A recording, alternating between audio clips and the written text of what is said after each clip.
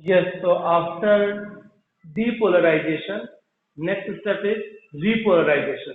Membrane कैसे polarity regain करती है? तो phenomenon is what known as repolarization. अब आपने सीखा था कि depolarization के अंदर सोडियम गेट ओपन हुए थे, क्योंकि सोडियम का कॉन्सेंट्रेशन बाहर के सरफेस पे मतलब एक्सोलेमा या ECF की तरफ ज्यादा था। तो सोडियम वोल्टेज गेट के ओपन होने की वजह से सारे सोडियम आयन बाहर से अंदर की तरफ मतलब एक्सोप्लाज्म की तरफ मूव कर गए थे। अब यहाँ पर ये प्रोसेस इसका अगेंस्ट है। During repolarization sodium gate become close, sodium gate क्या हो जाएंगे, क्लोज हो जाएंगे, and potassium voltage gate suddenly open, potassium voltage gate है वो तुरंत खुल जाएंगे। अब चूंकि सोडियम गेट क्लोज हो गया तो सोडियम का मूवमेंट रुक जाएगा और पोटेशियम गेट खुल गए तो पोटेशियम के हायर कॉन्सेंट्रेशन थी वो कहाँ थी, एक्सोप्लाज्म के अंदर थी। तो नाउ एक्सोप्लाज्म क्या करेगा, जो जहां पर पोटेशियम आयन कॉन्सेंट्रेशन ज्यादा है वहां से सारा पोटेशियम है वो बाहर की तरफ मतलब ECF एक्स्ट्रा सेलुलर फ्लूइड की तरफ मूव करेगा। तो नेक्स्ट पॉइंट ये कहता है when potassium gate open then potassium ion move from axoplasm to ECF extra cellular fluid की तरफ मूव कर जाएगा, या इसी को अपन इफ्लक्स के नाम से भी जानते हैं। Repolarization start with the exit of potassium ion and closing of the sodium gate. Sodium gate का क्लोज होना और पोटेशियम गेट का ओपन होने की प्रोसेस को ही अपन रिपोलराइजेशन कहते हैं। अब यहाँ पर देखिए डायग्रामेटिकली भी ये चीज यहाँ पर रिप्रेजेंट की गई है कि इस प्रोसेस में एग्जैक्टली क्या हो रहा है। तो मैं लास्ट पॉइंट पढ़ के आपको बता देता हूँ, देन इसको एक्सप्लेन करता हूँ। The exit of potassium quickly restore the resting potential, मतलब मेम्ब्रेन के अंदर रेस्टिंग पोटेंशियल की स्टेज में लाना है। तो जैसे ही पोटेशियम गेट खोले थे सारा पोटेशियम बाहर की तरफ जा रहा था तो पोटेंशियल डिफरेंस डाउन हो रहा था, मतलब जहाँ +30 था जीरो आया, जीरो से प्लस मतलब माइनस में आ गया -60, देन आफ्टर -70 माइक्रोवॉट के आसपास आ गया। देखिए यहाँ पर pump as it is work कर रहे हैं, पंप हमेशा कॉन्सेंट्रेशन ग्रेडियंट के अपोजिट ही काम करेंगे, एज इट इज वर्क कर रहे हैं। यहाँ पर ये सोडियम गेट है वो क्लोज हो गया है, यहाँ पर ये सोडियम गेट है क्लोज हो गया, ये पोटेशियम गेट यहाँ पर ओपन है, पोटेशियम गेट ओपन है तो पोटेशियम अंदर से बाहर की तरफ जा रहा है।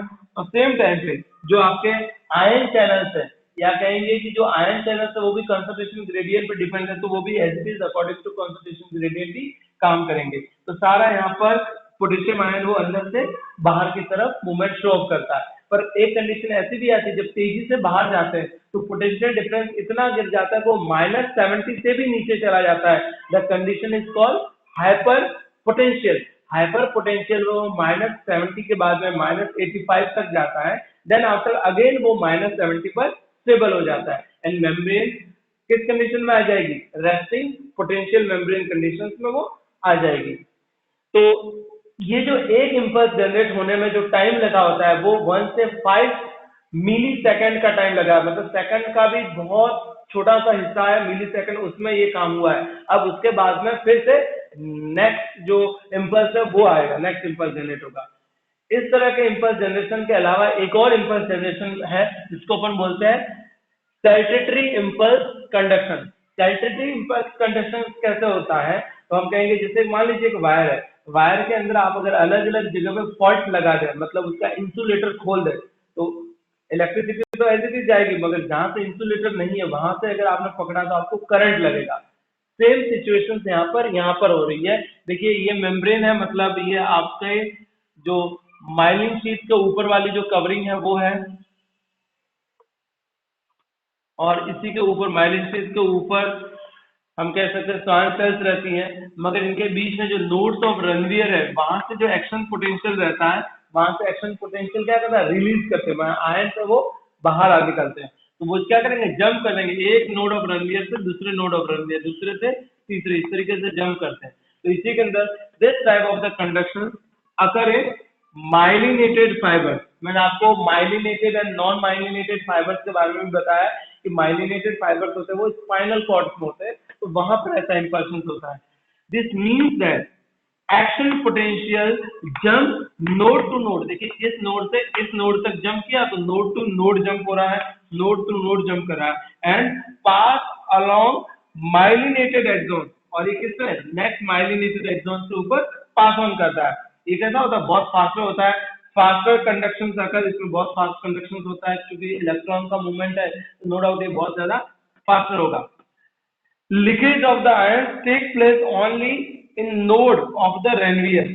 अभी जैसा कि मैंने आपको बताया कि यहाँ पर जो कवरिंग रहेगी सेल की एक्स्ट्रा, जो अपन स्ट्रैंड सेल की कवरिंग रहती है वो नहीं रहती, तो यहाँ से आयन बाहर आते हैं, तो इसी को अपन लीकेज के नाम से जानते हैं। और लीकेज होता है यहाँ पर नोड ऑफ रेनवियर के ऊपर।